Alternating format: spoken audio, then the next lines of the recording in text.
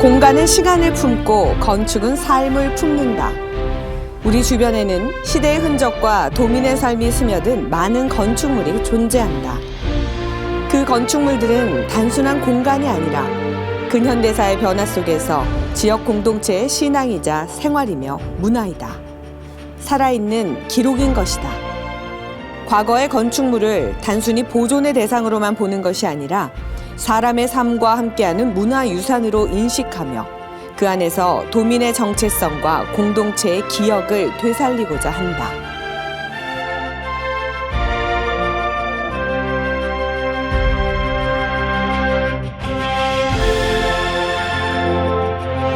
시간은 흘러가지만 사람들의 삶은 공간에 남습니다. 화려하지 않아도 크지 않아도 오랫동안 그 자리를 지켜온 건물에는 우리 도민들의 삶이 고스란히 스며 있지요. 그렇게 켜켜이 쌓인 공간들은 우리 지역의 정체성을 드러내고 또 미래 세대에게는 유산이 될 겁니다. 우리의 추억이 담긴 소중한 근현대 문화유산과 그 가치에 대해서 오늘 이야기를 나누어 볼 텐데요. 함께 이야기해 주실 분들 소개해 드리겠습니다. 청주제일교회 이건희 담임 목사님, 김영래 위원님, 강민식 위원님이십니다. 안녕하세요. 안녕하세요.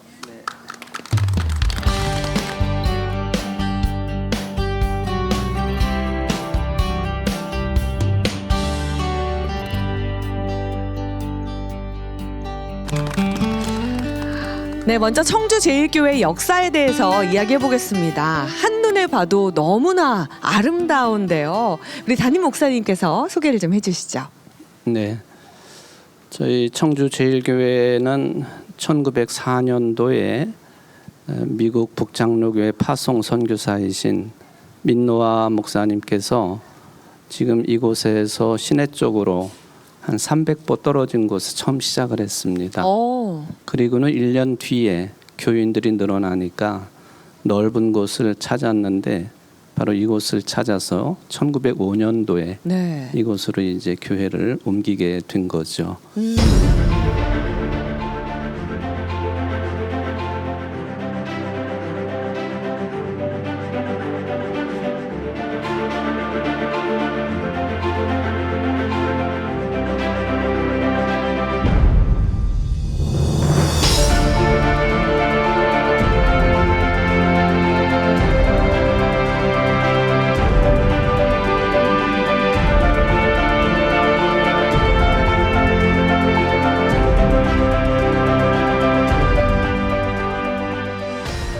근데 이 자리는 1866년도에 유명한 병인박해가 있었는데 바로 이 자리에서 네 분의 가톨릭 교인들이 순교를 한 세상에.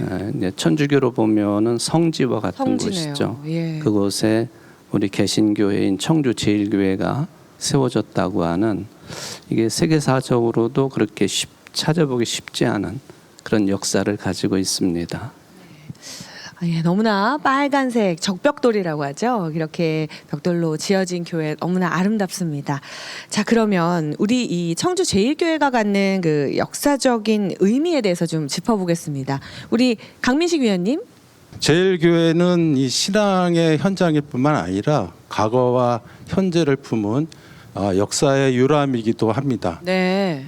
목사님께서 말씀하셨다시피 병인박해 때 많은 분이 순교했던 현장이기도 합니다만 교회는 그 이전에 우리 일제강점기를 거치면서 어떤 교육과 그다음에 신앙의 현장으로서 계속 기능해 왔었죠. 민노아 선교님은 미국 북장로에서 파송돼서 우리나라에 들어오신 이후에 이 서울에서 주로 교육 사역을 많이 하셨습니다. 그러다가 이 청주 지역에 신대 교회라는 자생적으로 발생한 교회가 있다고 하는 것에 감동을 받고서 청주 지역을 사역으로 결정을 하게 됐습니다. 그래서 이곳에 오셔가지고서 교회도 세우고 그다음에 학교도 세우고 그다음에 의료 시설도 만들고 하면서 이곳을 선교 사업의 중심 지역으로 만드셨습니다. 그 중에서 특히 우리 탑동 지역에 있는 네. 양관이라는 건물 6개소를 갖다가 세우면서 그곳에서 중심적으로 이 주변 지역에 선교 사업을 해오신 분입니다. 그렇군요. 지금 민노아 선교사님 이렇게 이야기를 하고 있는데 민노아라는 이름이 이제 본인의 원래 이름을 바꿔서 한국화 시키신 거더라고요. 원래는 성함이 예, 밀러입니다. 네, 예. 그러니까 미국인이시고 네, 네. 미국에서 파송된 밀러 선교사님께서 이름까지 이제 민노아로 바꾸고 청주에 정착을 하시게 된 그런 상황인 것 같은데요. 그리고 조금 전에 뭐 교회 위치가 조금 바뀌었다 말씀을 해주셨는데요. 그것도 놀라운데요. 원래는 어디에 있었을까요? 네. 처음에 교회는 이곳에서 시내 쪽으로 300보 정도 떨어진 곳이었고요. 처음에 1904년도에 교회를 시작하실 때에는 자가 건물이 없었고요. 그 자리에 오등상회라고 하는 일본인이 운영하고 있는 상점이 있었습니다. 근데 그 상점의 부속 건물로 6칸의 초가가 있었는데 그곳을 교회로 삼고 또 뭐 전도할 수 있는 공간으로 삼고 그렇게 지내다가 1904년도가 러일 전쟁이 일어났던 해였기 때문에 우리 젊은 청년들이 민족 의식이 굉장히 강하게 그렇죠. 일어날 때였거든요. 그렇죠.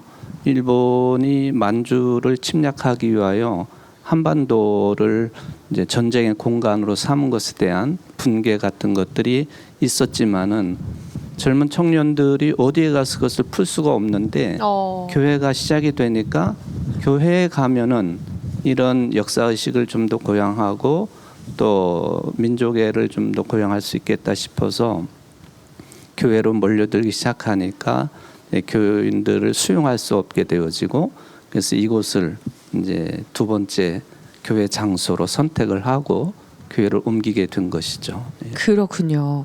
사실 뭐 종교적으로 다른 타 종교를 가지신 분들이라도 그 구한 말에 이렇게 선교사들이 와서 한국에 와서 교육 사업과 그런 뭐 독립에 관한 것들이라든지 일본에 대한 저항 시민운동 같은 걸 돕고 이끌었다는 것은 정말 부정할 수 없는 사실인 것 같고 또 우리가 감사함을 가져야 되는 역사적인 사실인 것 같습니다.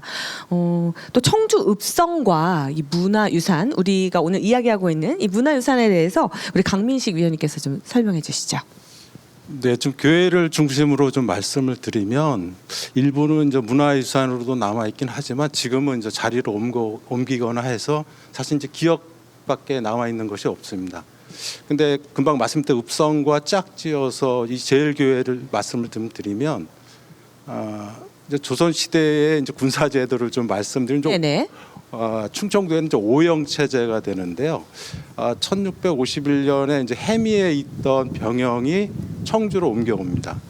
그리고 이제 병사, 충청 병사가 지휘할 수 있는 병력을 확보하기 위해서 옥천에 있었던 중영을 지금 이 교회 자리로 오게 되죠. 그래서 이제 목사님이 말씀하셨던 진영, 그다음에 중영 다 같은 표현이긴 합니다만 여기에는 이제 항상 상비군이 있어서 군이 주둔하던 자리라는 거죠. 그렇죠. 군인이 있죠. 네. 그래서 상비군이 있어서 사실은 조선 후기에는 이제 전란이 없기 때문에 그 군인들의 상당수가 오늘날의 일종의 이제 경찰 역할을 합니다. 그래서 중영장을 치안과 그렇죠. 토포사로 불렀는데 안타깝게도 그게 이 박해 기간에는 그이들이 바로 순교의 또 어떤 주도적인 역할을 하기도 했던 것입니다. 더불어서 아까 이 1904년에 제일교회가 만들어진 다음에 우리 교회는 교육 혹은 이제 우리가 계몽운동이라고 부르기도 하죠. 그 시대적인 분위기를 이제 주도했던 이제 장소이기도 했는데 학교입니다, 학교. 그래서 이제 조금 이따 우리가 또 한번 자세하게 말씀을 드리겠습니다만 제일교회는 오늘날도 남아 있는 세강 중고등학교에 또 발생지가 됐던 곳이기도 했고 그보다 앞선 시기에는요 망선루 얘기를 빠뜨릴 수가 없어요. 망선루는 청주목을 또 대표하는 하나의 누각 건물이었는데 일제강점기에 일본인들이 그 청주 경찰서를 이제 확장을 하고 무덕관이라고 하는 체육관을 지으면서 그 자리에 있었던 망선루를 갖다가 파괴를 합니다. 그것을 이제 이 교회에 있었던 여러 선각자들이 바로 이제 교회터에다가 1923년, 24년에 이제 복원을 해서 네. 그 망선루가 바로 과거의 역사임과 동시에 네. 또 청주의 교육의 시작이라고도 볼 수 있습니다.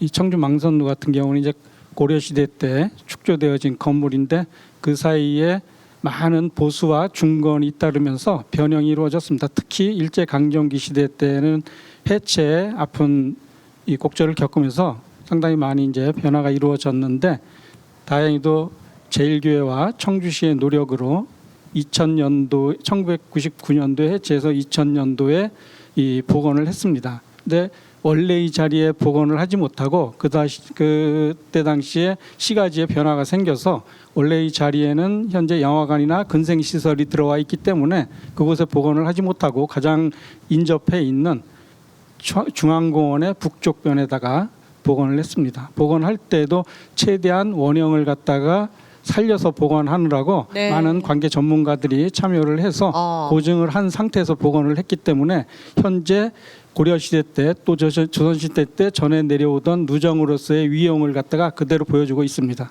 그렇군요. 방금 말씀하신 중에 우리가 또 병인 박해 이야기를 안 할 수가 없습니다.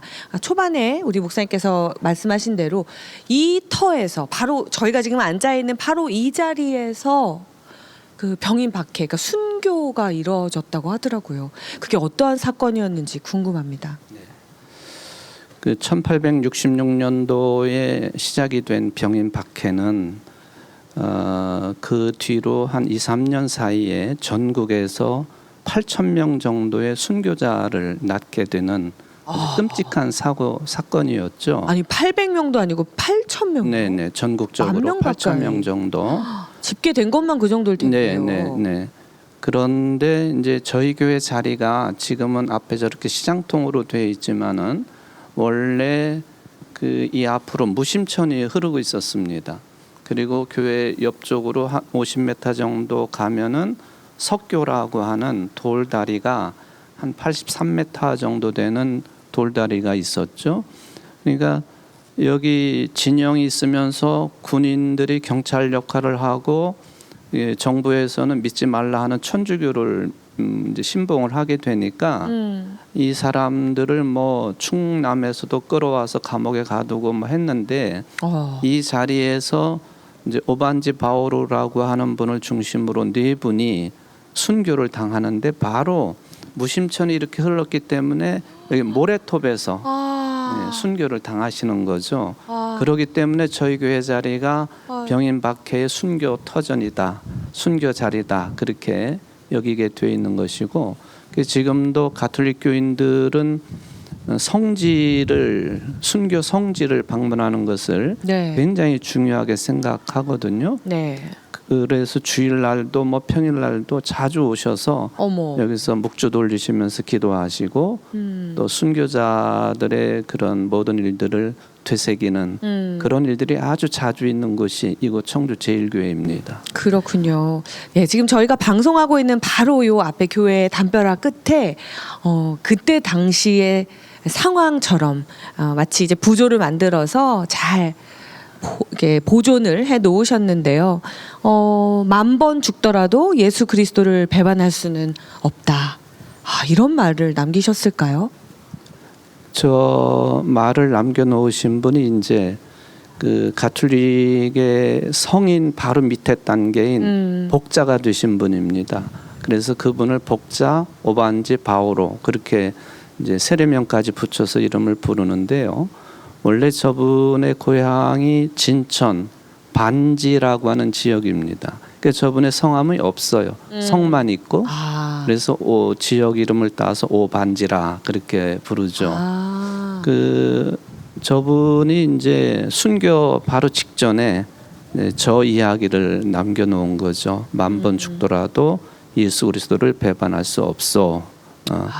얼마 전에 저분의 유해를 또 새롭게 이제 말하자면은 다시 정리를 하면서 청주 시내에 흩어져 있는 여러 천주교회들에게 그분의 이제 유해를 이렇게 나누어 주는 일이 있었습니다. 네, 이제 우리가 말을 하려면 아래 턱뼈를 움직여야 되지 않습니까?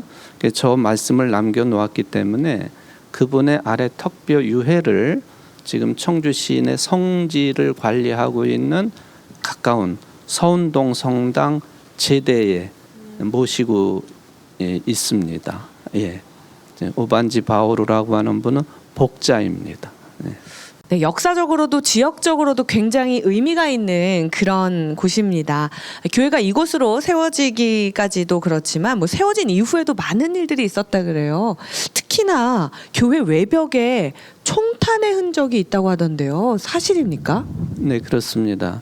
불행스럽게도 6.25 당시에 저희 예배당 건물을 인민군들이 사무실로 사용을 차지해서. 하게 됐습니다. 네.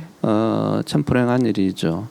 이렇게 되다 보니까 그 연합군 측에서 어른들 말씀을 들어보면은 호주에서 온 전투기라고 그래요. 그래서 호주기 그렇게 부르는데 또 일명 쌕쌕이라고도 불리우는 전투기가 저쪽 청주 북쪽에서부터 아하. 낮게 떠서 저희 교회를 향해서 기총소사를 한 것으로 어머머머. 예, 그렇게 알려져 있습니다. 네. 근데 대부분 사람들은 공산당 또 인민군들이 그렇게 포격을 한 게 아니냐 뭐 그런 이야기들도 하지만 이곳이 인민군 사무실이었기 때문에 그 기총소사를 당했다. 그렇게 이제 어른들이 말씀을 하시고요.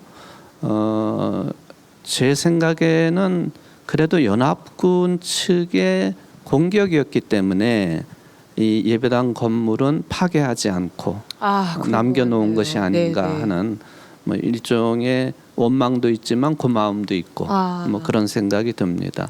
그래서 그 기총소사 자국이 여러 군데 남아 있고 저희 교회는 그 흔적을 메꾸지 아니하고 그대로 네. 뭐 신앙교육 또는 민족교육 또 전쟁은 있어서는 안 된다 하는 그런 교육적인 차원에서 그대로 지금 남겨놓고 있습니다. 예. 그렇군요. 정말 어떻게 보면 감사한 일이기도 하고요. 교회당이 아예 무너졌을 수도 있는 상황이네요. 근데 그 흔적을 남겨놓은 것 자체는 이제 건물이 적어도 한국 전쟁 이전에 만들어졌다라고 하는 또 하나의 사례이기도 그렇죠. 하죠. 네네. 그 뭐 아까 좀 말씀을 하셨지만 이 교회 자체는 한 번에 증축이 이루어졌기 때문에 적어도 이제 완공이 된 다음에 한국 전쟁 당시에 이제 타는 흔적이라고 이제 볼 수가 있습니다. 네, 오늘 정말 그 옛날 이야기 듣는 것 같기도 하고 또 우리의 지금 삶 속에서 현존한다고 하니까 더욱더 의미 있게 다가오는데요. 우리 방청하시는 분들 중에서도 궁금한 게 있으신 것 같아요. 질문 좀 받아보겠습니다. 예, 저는 김영래 교수님께 좀 질문 좀 드리고 싶은데요. 예, 이 건물이 일제강점기 때 지어졌다고 하는데 이 건축적으로 어떤 좀 특징이 있는지도 좀 궁금하고 저기 보면 이제 청주 제1교회 예배당이라고 이렇게 한문으로 써놓는데 저것도 되게 오래돼 보이는데 저기 또 뭐 의미가 있는지 그것도 좀 궁금합니다. 예, 이곳 청주 제1교회는 사실은 중앙에 높은 첨탑이 있고 좌우에서 이제 예배당으로 들어갈 수 있는 그런 형태로 되어져 있는데 일반적으로 이제 고딕식 서양의 건축 양식으로 이야기하면 고딕식 건축 양식이라고 이야기를 합니다. 네. 그래서 요 건축물 같은 경우는 이제 기독교가 서양에서 공인이 된 이후에 지속적으로 양식적인 발전이 이루어지는데 그 중에서도 가장 이제 그 양식의 꽃이라고 할 수 있는 그러한 것들이 이곳 청주 제1교회에서도 조성이 되어졌다 이렇게 보면 될 것 같고요. 그 다음에 정면에 보이고 있는 청주 제1교회 표지석은 이 1939년도에 이곳에서 이 계셨던 오의근 장로님이 쓰신 예서체의 글씨인데요. 저 당시에 그분의 글씨가 청주 지역에서는 그래서 가장 글씨 잘 쓰시는 분의 글씨였다라고 전해오고 있습니다. 네, 청주 제1교회는 이야기를 나누면 나눌수록 뭐 단순한 예배의 공간, 뭐 기독교의 성지가 아니라 정말 그 시대의 아픔과 시대적 변화를 다 함께 겪어온 그런 곳이다라는 생각이 듭니다. 근대 시기의 청주에 대해서 좀 더 깊이 이야기 나눠볼 텐데요. 예, 우리 강민식 위원님, 근대 시대의 청주, 그러니까 충청도 중에서는 또 어떤 의미가 있었을까요? 우리가 이제 1904년을 많이 말씀하셨지만 우리 지역에서는 소위 이제 계몽 운동이 이제 활발하게 특히 이제 교육 활동을 중심으로 좀 이루어져 왔었거든요. 그러다 보니까 거기에 또 기독교가 더해지면서 약간 이제 폭발력을 좀 갖게 되는데요. 예를 들면 초기에는 한글 강습회라든지 이런 활동들도 상당히 두드러지게 보입니다. 그것이 아까 말씀드렸던 이제 사립학교가 만들어지게 되는 배경이 되기도 하거든요. 한편으로는 읍성을 중심으로 이루어졌던 이제 역사의 현장이 그 이제 외연으로 이제 확대가 되게 되는데요. 지금 교회 앞쪽에는 이제 시장이 들어와 있지만 네. 사실은 이 앞에는 이제 무심천이 흘렀던 곳입니다. 청주에는 이제 1916년에 대홍수가 나면서 수계가 좀 바뀌어 버리게 되죠. 그리고 지금의 제방이 1930년대에 만들어지게 되고요.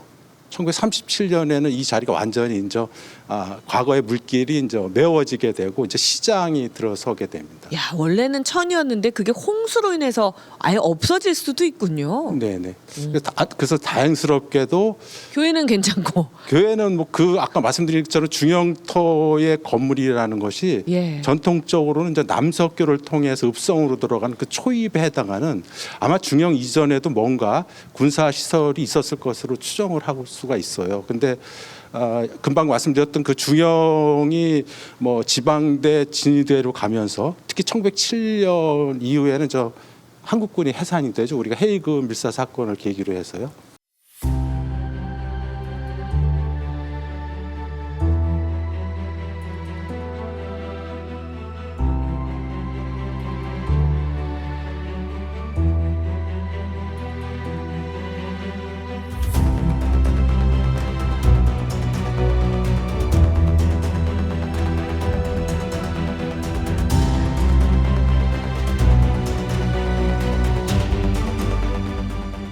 그래서 이 자리가 이제 그때서부터 본격적으로 이제 교회의 기능을 하면서 앞으로는 넓게 펼쳐져 있는 모래사장에는 이제 시장이 들어서게 되고 또 과거의 공간이었던 읍성 내에서도 지금은 뭐 성안길이라고 부르고는 있습니다만 과거에는 우리가 여기를 본정통이라고 불렀거든요. 일본식 네. 지명 가로의 명칭이잖아요. 어허. 그래서 이제 일본인 상권이 형성이 되면서 사실 오늘날까지도 청주의 어떤 상업 행정의 이제 중심지로 기능을 하게 되는 것이죠.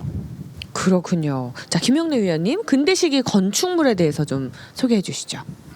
예, 근대 시기에 사실은 주로 이제 일제 강점기 시기에 일본에서 자기들의 통치 기반을 확보하기 위해서 시구 개정 사업을 갖다가 1910년 11년에 하게 됩니다.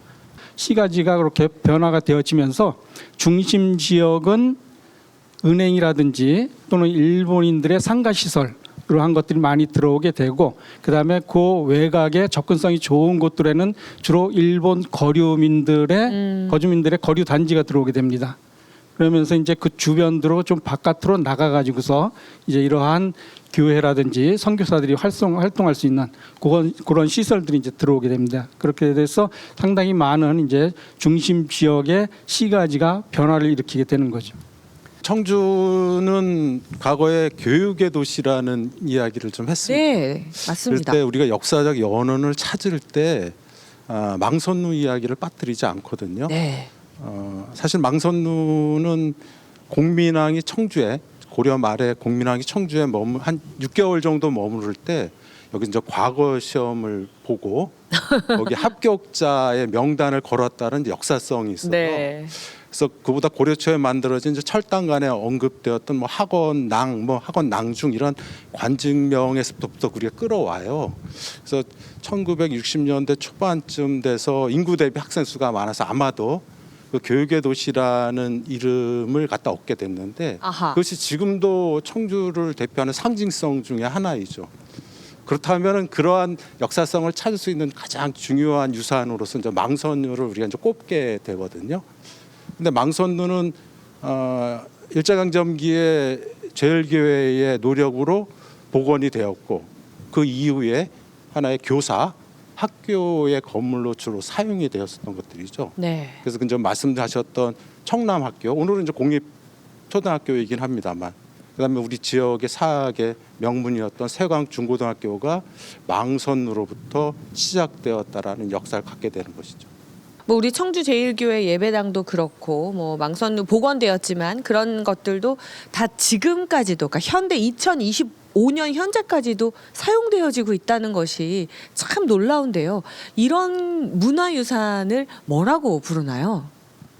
지금 현재 망선루 같은 경우는 고려 시대 때 이 축조가 되어졌고 또 조선 시대 때도 쭉 이 유지를 해 왔기 때문에 이러한 문화유산은 우리가 전통 문화유산이라고 하고 그다음에 이 개항 이후에 근현대에 발생되어져 가지고서 사용되어지거나 또는 활용되어지고 있는 문화재들은 근현대 문화유산이라고 합니다. 아, 근현대 문화유산. 그러니까 뭐 이해는 됩니다. 그러니까 근대와 현대에까지 이어져 오는 문화유산이다.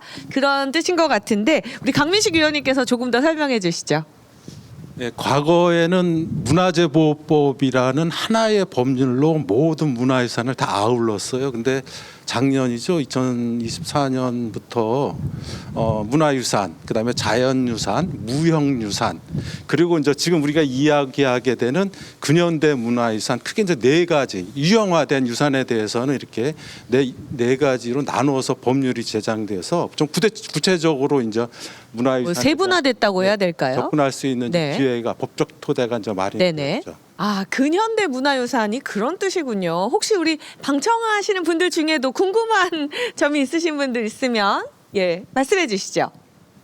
근현대 문화유산이라고 이제 좀 더 구체적으로 해서 새롭게 보존도 하고 활용도 하는 것 같은데 그럼 충청북도나 아니면은 청주시에 남아 있는 근현대 문화유산으로는 대표적인 걸로 어떤 것들이 있는지 궁금합니다.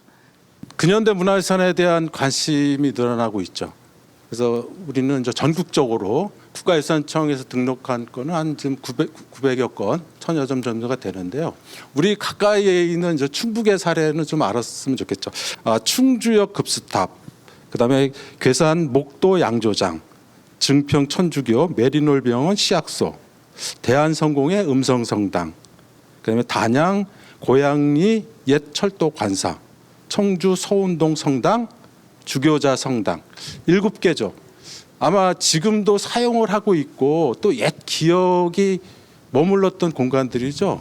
그래서 이 근현대 문화유산은요, 아까 말씀드렸다시피 과거에만 머물러 있지도 않고 실제 지금도 우리 가까이에 있는 공간이기도 합니다.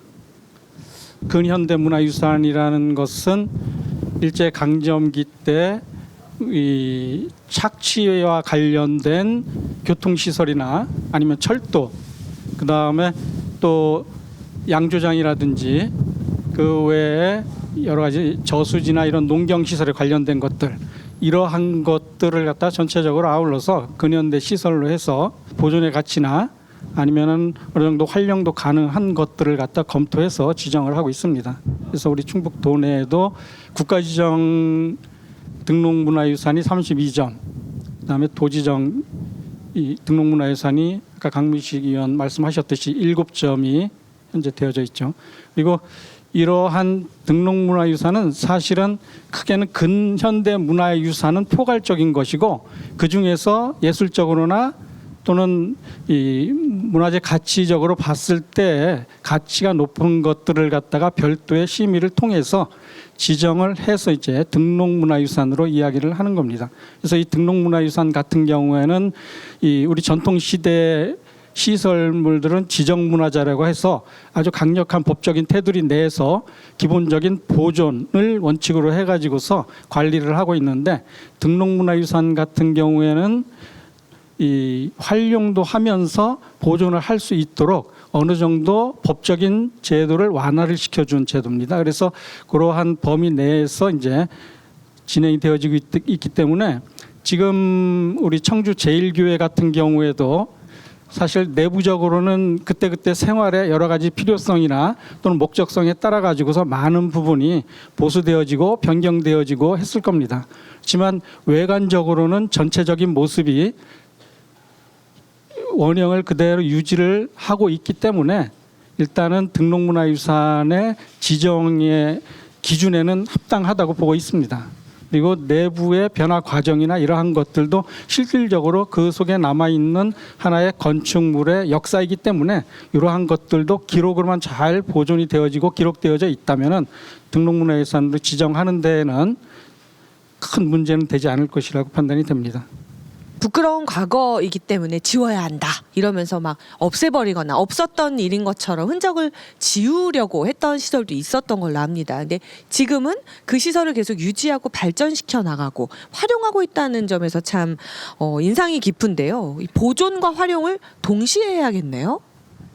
과거에는 이 부끄러운 시기에 생산되어진 문화유산이라고 해서 사실은 이 존치보다는 이 없애는 것을 갖다 위주로 해서 많은 것들이 사라져 갔습니다. 하지만 현재 와서는 사실은 전통과 현대를 이어주는 가교 역할을 하는 중요한 유산이고, 그 다음에 당시의 생활상이라든지 경험이라든지 기억 이러한 것들을 갖다가 되살리고 후손들에게 느껴질 수 있도록 하기 위해서는 현재 근현대 문화유산들도 또 보존이 되어지고 활용이 되어져야 된다고 생각을 합니다. 그리고 2001년도에 등록문화유산 제도가 처음 도입이 되어지면서 많은 사람들이 이제 근현대 문화유산에 대한 관심들을 가지고 있기 때문에 제도적인 보완이라든지 정책적인 지원 이러한 것들이 가미되어진다면 앞으로도 좀 더 많은 근현대 문화유산들이 발굴되어질 것이고 그다음에 또 보존 활용되어질 것이라고 예측을 해봅니다.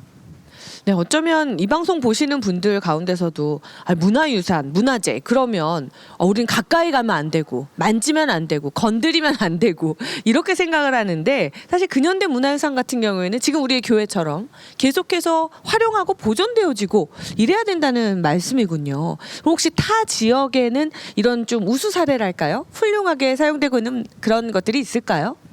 예, 전국적으로 등록문화재 제도가 도입되어진 이후에 각 지자체별로 네. 이러한 근현대 문화유산들을 갖다가 보호하자는 이 취지에서 많은 문화유산들을 갖다가 등록문화재로 지정을 하고 그다음에 그러한 것들을 갖다가 활용하는 방향으로 많은 프로그램들이 진행이 되어지고 있습니다. 특히 대표적인 것들은 예를 들면 서울의 구 벨기에 영사관 같은 경우에는 이 서울 중심지에 있다가 그곳에서 한 은행이 사용하던 건물이었는데 은행이 새로운 건물을 짓기 위해서 철거 논의가 이루어졌을 때 그것을 갖다가 서울시에서 예산을 국가유산청과 협의를 해서 현재 다른 곳으로 이전을 해서 건물의 외형 그대로 유지하면서 내부는 미술관으로 네. 활용하는 그러한 사례도 있습니다. 그 외에도 여러분들 잘 아시는 군산이라든지 목포라든지 또는 통영 네. 이러한 곳들에는 많은 근현대 문화유산들이 현재 보존되고 활용되어지고 있습니다.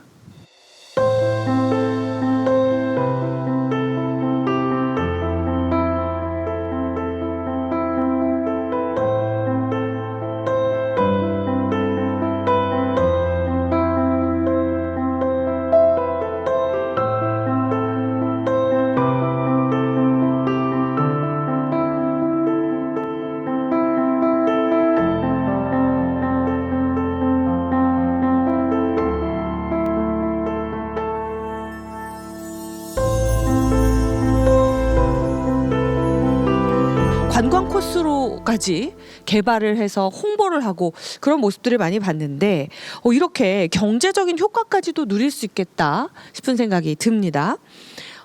하지만 아쉽게도 사라진 근현대 문화유산도 있을 것 같아요. 어떤 것들이 있을까요?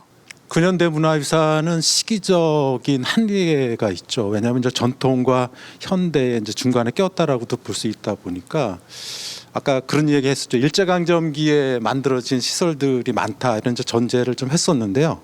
그러다 보니까 우리가 과거 특히 일제강점기에 대한 인식이 그렇게 그다지 긍정적이진 않죠. 네. 근데 최근에는 많은 생각이 바뀌었습니다.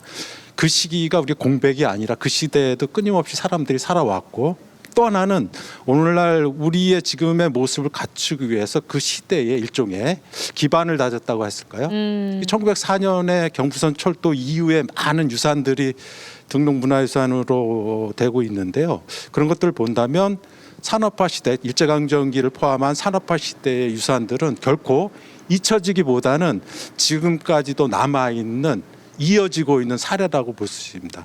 과거의 것이 단순하게 이제 보존에 그친다고 한다면 자꾸 오늘날의 등록문화유산은 활용이라는 측면도 다뤄지고 있고 또 실제 사용하고 있는 사례들이 많기 때문에 좀 더 뭐랄까요, 그런 활용적 측면에서의 가치를 좀 더 크게 볼 수 있다고 봅니다. 그 예전에 어르신을 모시고 어느 지역에 유명하다는 카페에 갔는데요. 거기가 이제 우리식으로 따지면 요새 왜 콘크리트만 남겨놓고 다 뜯어서 오픈해가지고 벽을 만들어 그대로 놔둔 거예요. 그러니까 여기는 왜 공사를 하다 말았냐 그러시더라고요.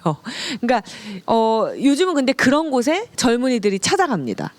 돈을 내고요. 일부러 줄을 서서 커피를 사 먹고 빵을 사 먹어요. 그러니까 한 번쯤 가볼 만하고 독특하고 굉장히 의미가 있다라고 느끼거든요. 소위 요즘 말로 하면 뭐 힙하다, 핫하다 이렇게 표현들을 하는데 우리 역사 속에 생채기 같은 부분이라 할지라도 그것을 어떻게 활용하느냐에 따라서 미래의 유산이 될 수 있고 현재의 자산이 될 수도 있다. 이런 생각이 또 듭니다. 철거 위기가 있었지만 현재 활용되고 있는 공간도 있을까요? 그러한 사례로 대표적인 것들이 대한성공회 음성교회를 들 수가 있겠습니다. 네. 대한성공회 음성교회 같은 경우에는 뭐 전국적으로 희소성을 가지고 있는 한옥 성당인데요. 일단은 철거하기로 본 교구에서도 결정이 되어져 가지고 철거 위기에 있었는데 예. 사실은 대한성공회 음성교회가 가지고 있는 이 가치가 우리 현재 뒤에 있는 청주 제1교회와 마찬가지로 음성 지역의 교육, 종교, 문화의 중심적인 역할을 했던 곳입니다. 그래서 그러한 것들에 대한 가치성을 갖다가 보존을 하자 해가지고서 충청북도, 그다음에 음성군 그리고 관계 전문가들이 이 그러니까 소유자와 그다음에 지역 인사들을 갖다가 또 신도들을 갖다가 찾아다니면서 설득을 해서 2023년도에 충청북도 등록문화유산으로 지정이 되어졌고 네. 현재는 이 보존 활용을 위한 정비 사업을 하고 있습니다. 네. 저희 교회도 사실은 이곳이 그 교회에 들어오기에는 교통이 참 불편한 곳이거든요. 근데 한참 뭐 주변 교회들이 주변에 넓은 땅을 사서 이전을 하고 하는 그런 분위기들이 있을 때에 교회 안에도 일정 부분 그런 대화들이 있었던 것으로 저는 기억하고 있고요. 그때의 교인들을 대상으로 설문조사까지는 아니지만은 의견을 이렇게 취합을 해보면은 우리 교회는 절대로 이곳에서 떠나면 안 됩니다. 그 역사성이라든지 뭐 특히 역사성 때문에도 그렇고 가톨릭 순교의 땅이라고 하는 것도 그렇고 그래서 저희들은 불편하지만 이 교회를 그대로 네. 이 자리에 보존하고 있다 그렇게 말씀드리겠습니다. 예, 아이고 어떻게 보면 그러니까 성도들과 목사님의 교회 식구들의 노력이 또 다음 세대에 유산을 물려주는 그런 가치 있는 일이 되지 않을까 싶습니다. 왜냐하면 한 번 사라지면 돌이킬 수 없는 것이 문화유산이기 때문인 것 같아요. 우리가 오늘 여기 있으니까 불편하다 해서 철거한다면 다음 세대는 영원히 그것을 보지 못할 테니까요.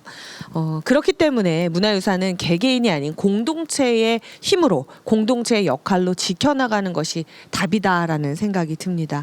아직도 이 소중함을 모르시는 분들이 더 많으신 것 같기도 한데요. 어떠세요, 위원님? 예, 사실은 이 근현대 문화유산은 사실 현재도 그 가치성이 형성되어지고 있는 문화유산들이거든요. 그래서 그러한 것들에 이제 지역민들의 어떤 생활과 그 속에 내재되어져 있는 어떤 감성 이러한 것들이 또 녹아 들어가면서 많은 이야기들을 양산하고 또 그러한 것들을 갖다가 이 지역민들이 공유를 한다면은 충분히 이 문화유산으로서 앞으로도 이 후손들에게 지속적으로 보존하면서 전해 줄 수 있는 그런 유산이 될 거라고 생각을 합니다.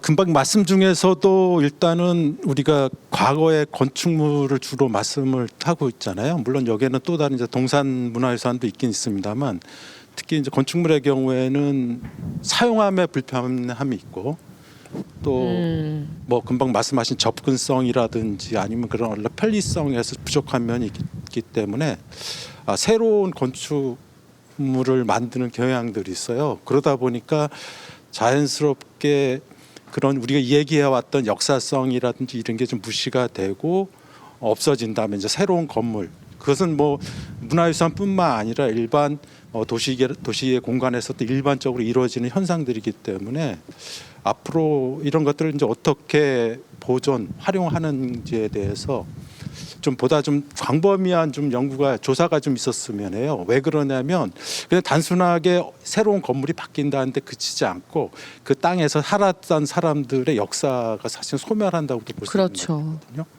그렇기 때문에 이제 그러한 어떤 단절을 갖다가 뭐 메꾼다 아니면 단절을 갖다 복원한다는 의미도 있습니다만 그 자체를 이제는 이제 역사로 좀 이해할 필요가 있다라는 것이죠.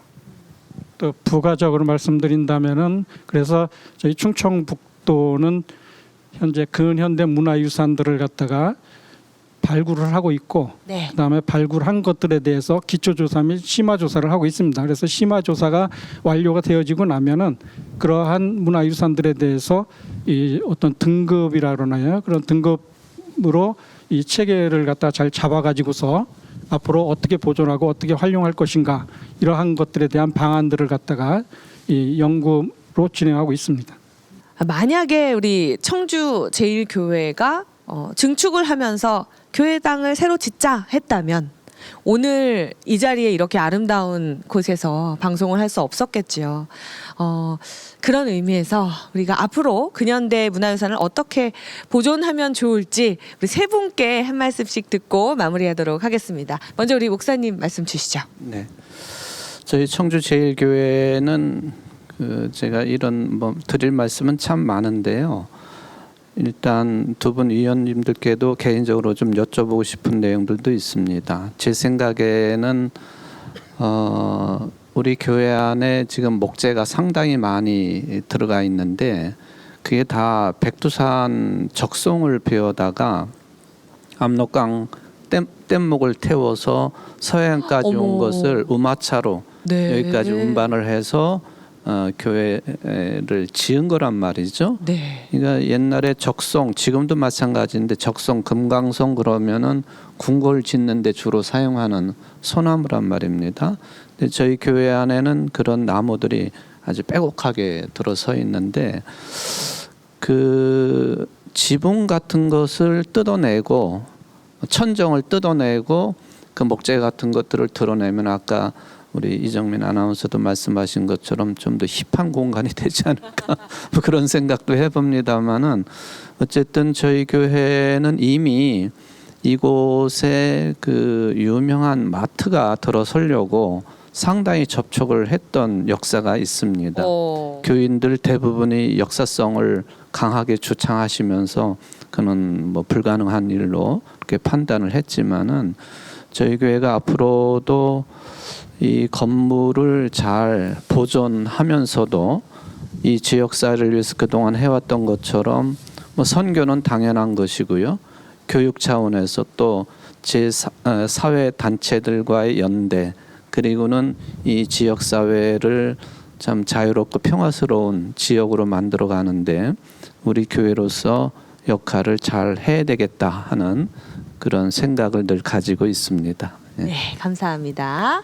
근현대 문화유산이 사실은 도시화, 근대화 과정에서 많은 부분들이 사라졌습니다. 하지만 현재 남아있는 것들만이라도 그 가치성을 갖다가 소유자들이 알 수 있도록 홍보하고 그다음에 소유자들은 자발적으로 근현대 문화유산들을 갖다가 보존하고자 하는 의지 이러한 것들을 갖출 수 있도록 해주시고 그다음에 그러한 근현대 문화유산이 있으면은 지역 주민들이 같이 향유를 하는 것이기 때문에 지역 주민들께서도 그러한 근현대 문화유산들에 대해서 소유하고 계신 분들에게 어떤 격려나 그다음에 더 많은 관심을 갖다 쏟아주시는 것이 중요하다는 생각을 합니다. 그리고 또 정책적으로도 그러한 것들에 대해서 여러 가지 제도적인 보완을 통해서 그분들이 어떤 가지고 있는 가치성에 대해서 본인들이 좀 손해를 보고 있다 하는 그런 마음을 갖지 않도록 많은 지원이라든지 이러한 제도적인 보완을 통한 지원 이러한 것들이 필요하다고 봅니다. 그래야지만 우리의 현재의 역사로 남아있는 근현대 문화유산들이 미래에도 대대손손 전해질 수 있을 것이라는 생각이 듭니다. 그 역사는 장소성을 무시할 수가 없죠. 우리 교회 예배당이 1939년에 이제 만들어졌다라는 이제 역사성이 근현대 문화유산으로서의 가치를 이제 충분히 갖고 있습니다. 더불어서 이 자리에서 그보다 앞선 시대의 역사를 저장하던 곳이었다라는 것이죠. 그래서 아까 제가 말씀드렸던 망선루라든지 또 조선 후기의 중영이라는 것이 끊이지 않는 역사의 편린들을 아마도 제일교회에서 찾을 수 있지 않을까 이렇게 생각을 합니다. 아까 목사님 말씀하셨지만 외부로부터의 뭐 경제성, 효율성을 내세우면서 더 고부 가치를 만들 수도 있겠지만 그래도 많은 교회에 관련되신 분들이 지켜줌으로 인해서 아마도 우리 후손들은 제일교회를 찾아서 고려를 배우고 조선을 배우고 일제강점기를 배우면서 네, 정말 그렇네요. 역사의 중심으로 기억될 수 있을 것이라고 생각을 합니다. 네. 공간은 시간을 품고 문화는 삶을 품습니다. 그리고 그 안에는 언제나 사람이 있습니다. 근현대 문화유산은 지나간 흔적이 아니라 아직도 이어지고 있는 우리의 이야기가 아닐까요? 이상으로 충북 근현대 문화유산 토크 콘서트 공간이 담은 기억의 조각을 마치도록 하겠습니다. 저는 아나운서 이정민이었습니다. 고맙습니다.